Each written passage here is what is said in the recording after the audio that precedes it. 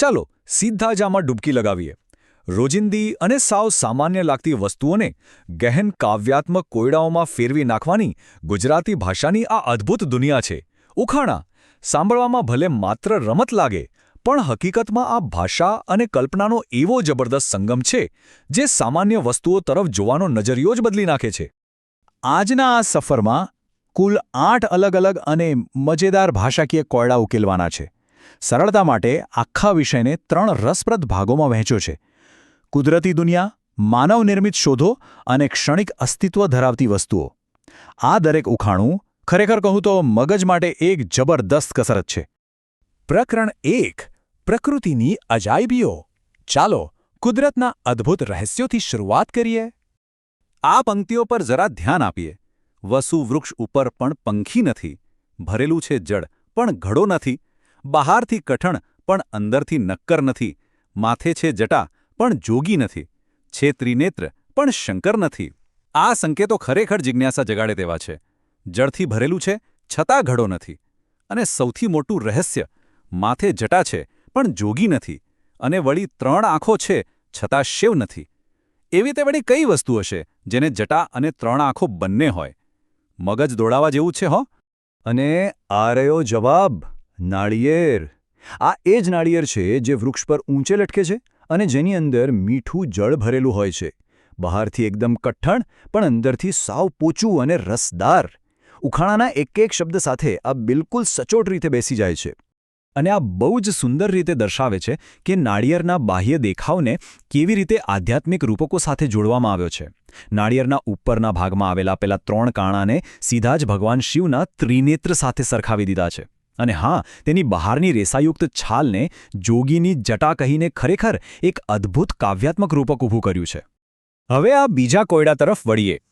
તણખલા રૂના સંઘાથે ઝૂલું ડાળે ડાળ, પંખી ઉડી જાતા, બચ્ચાની રાખું સંભાળ. આ પંક્તિઓ એક એવા સુરક્ષિત ઘરનું ખૂબ જ સુંદર ચિત્ર રજૂ કરે છે જે પંખીના ઉડી ગયા પછી પણ તેના નાનકડા બચ્ચાઓને સાચવે છે. તણખલા અને રૂથી બનેલી અને ઝાડની ડાળીએ ઝૂલતી આ વસ્તુ શું હોઈ શકે? બિલકુલ, તે પંખીનો માળો છે. માતા પક્ષી ખોરાકની શોધમાં જાય ત્યારે આ નાનકડો માળો જ એ બચ્ચાઓનું રક્ષણ કરે છે. આ ઉખાણું માળાના કામને અને તેની અગત્યતાને એકદમ સહેજતાથી અને કેટલી મમતાથી વર્ણવે છે. આગળ વધતા પ્રકૃતિની એક બીજી અજાયબી પર નજર કરીએ. અર્ધચંદ્રનો છે આકાર, સૂર્ય સામે દેખાય એ તાર, 7 રંગ છે એના મજાની હાર, સમજે નહીં એ ખાસે થોડો માર. આ પંક્તિઓ એક એવી ભૌગોલિક ઘટનાનો ઇશારો છે જેનો આકાર અડધા ચંદ્ર જેવો છે અને તે હંમેશા સૂર્યની વિરુદ્ધ દિશામાં જ દેખાય છે. 7 રંગોનો હાર પહેરેલી આ વસ્તુ કઈ છે? સાચો જવાબ છે મેઘધનુષ્ય. હવે અહીં સૌથી રસપ્રદ બાબત એ છે કે આમાં કાવ્યની સાથે સાથે પક્કું વિજ્ઞાન પણ છુપાયેલું છે. વિજ્ઞાન કહે છે કે મેઘધનુષ્ય હંમેશા સૂર્યની વિરુદ્ધ દિશામાં જ રચાય છે અને આપણી કવિતા તેને 7 રંગોની મજાની હાર કહે છે. આ વિજ્ઞાન અને કલ્પનાનું ખરેખર એક અદ્ભુત મિશ્રણ છે. પ્રકૃતિ વિભાગના આ અંતિમ ઉખાણા પર ધ્યાન આપીએ. નાના શરીરમાં નાની ગાંઠ, જે દિવસભર કરે કામ, પરસ્પર મળીને સંગે નહેતી, આરામનું એને નહીં નામ.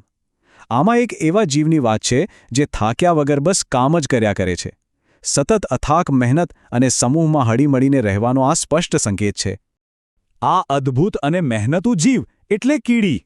આ ઉખાણું એક સાવ નાનકડા જંતુને અથાક પરિશ્રમ અને એકતાના એક ભવ્ય પ્રતીક તરીકે રજૂ કરે છે. કીડીની એકતા અને તેની અખૂટ મહેનતને અહીં ખૂબ જ આદરપૂર્વક શબ્દોમાં ઢાળવામાં આવી છે. ખરેખર પ્રેરણાદાયક છે. પ્રકરણ 2: માનવનિર્મિત શોધો. હવે પ્રકૃતિમાંથી બહાર આવીને માણસની બુદ્ધિના અદ્ભુત પ્રયોગો તરફ વળીએ. આધુનિક યુગના આ કોયડાને સાંભળીએ. સવારે ઉઠી મારા દર્શન કરે, ખિસ્સામાં લઈ સૌ મને ફરે, ઉપયોગી છું હું નાના મોટાને, મારા વગરના ચાલે કોઈને. સવારે આંખ ખુલતે વેત સૌથી પહેલાં જેના દર્શન થાય, જેને બધા જ પોતાના ખિસ્સામાં લઈને ફરતા હોય અને જેના વિના આજે કોઈને પણ એક પળ ચાલતું જ નથી. આજના સમયની આપણી સૌથી મોટી જરૂરિયાત કઈ છે? હા, તે છે આપણો સ્માર્ટફોન. આ ખરેખર વિચારવા જેવું છે કે ઉખાણા જેવી જૂની અને પ્રાચીન રચના પદ્ધતિમાં સ્માર્ટફોન જેવી બિલકુલ આધુનિક ટેકનોલોજી પણ કેટલી સરળતાથી અને સચોટ રીતે ગોઠવાઈ જાય છે. મતલબ કે ઉખાણા પણ સમયની સાથે અપડેટ થતા રહે છે. હવે આ કલ્પનાશીલ ઉખાણું જોઈએ. કાગળની છે કાયા, અક્ષરની છે આંખ, અલકમલકની સહેલ કરાવે, ખુલે છે જ્યારે પાંખ. જેનું શરીર કાગળનું છે અને આંખો અક્ષરોની છે, જ્યારે તેની પાંખો ખુલે છે ત્યારે તે આખી દુનિયાની સફર કરાવે છે. આ પાંખો અને અક્ષરોવાળી જાદુઈ વસ્તુ શું હોઈ શકે? સાવ સાચું, તે પુસ્તક છે. વાંચન દ્વારા જે રીતે એક નવી જ દુનિયાના દરવાજા ખુલી જાય છે, તેની આ અદ્ભુત ઉજવણી છે. એક જ જગ્યાએ બેઠા બેઠા આખા બ્રહ્માંડની સફર કરાવવાની તાકાત માત્ર ને માત્ર પુસ્તકોમાં જ છે.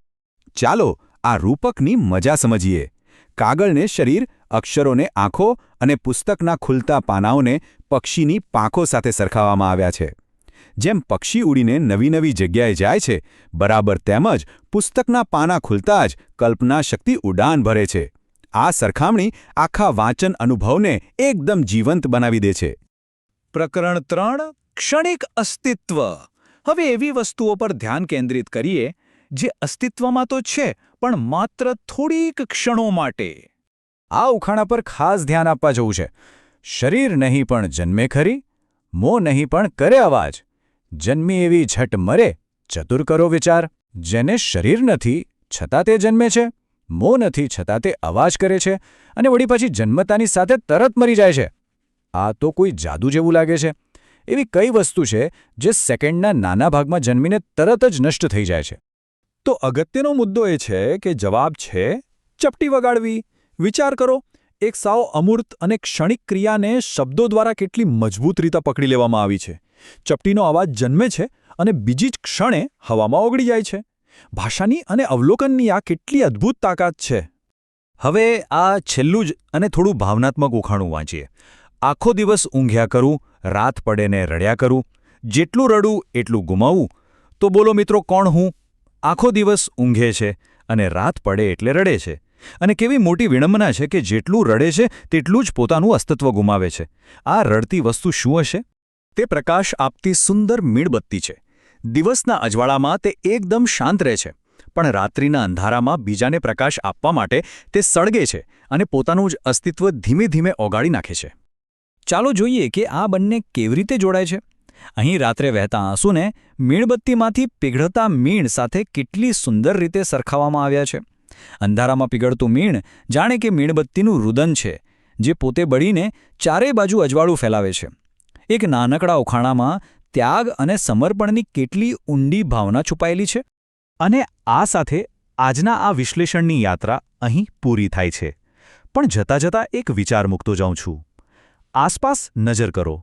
રૂમમાં પડેલી કોઈ પણ સામાન્ય વસ્તુ જુઓ. શું આ જ રીતે એ વસ્તુને કોઈ કાવ્યાત્મક કોયડામાં ઢાળી શકાય ખરા? રોજિંદી વસ્તુઓનું આ રીતે અવલોકન કરવાથી દુનિયાને જોવાની એક સાવ નવી જ દૃષ્ટિ મળે છે. આ વિચાર સાથે આજના આ રસપ્રદ વિષયમાં જોડાવા બદલ ખૂબ ખૂબ આભાર. નવું વિચારતા રહો અને નવું જાણતા રહો.